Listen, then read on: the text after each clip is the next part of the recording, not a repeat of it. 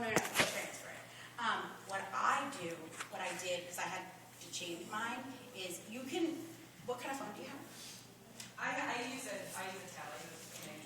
Oh, you should be able to pull those contacts in, because that's what I did. I pulled all my contacts in, I saved them, and then I set up an automatic email to say, thank you so much for your email.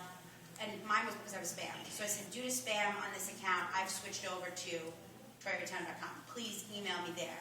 And if it's people that you really feel like you absolutely have to connect with, send an email with BCC.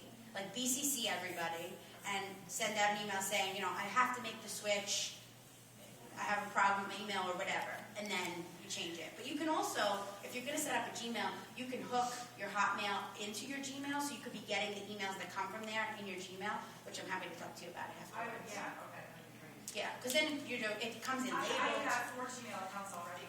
I have lots of them. I don't ever use it. Oh, you can plug them all into one. Okay. Like you can make all the email come into one email with different labels, so that you know which account it's coming from. Great. Yeah, which I'm happy to help with. So, anybody else have any other? Go ahead. All these accounts that you have on these different social networks, do you own all of them basically outright, or does your boss own some of them? I own all of them outright. And has your boss approached you about partnering on any of these? No, Okay. they're mine. I think that I'm lucky because I was able to start them before as a college student, I started my accounts. Mm-hmm. So there was never that question. But I will tweet stuff for work, and I will post stuff for work, and I use the hashtag work where hashtags are appropriate. So on Facebook, I'll say, I know, I'm sharing stuff for work again, don't get mad. If you don't want to see it, block me, we can connect later. Because people can adjust their news feeds. I always say, stick me in another news feed if you're not interested in this. Thankfully, a lot of my friends are, interested in what I do, so I'm lucky.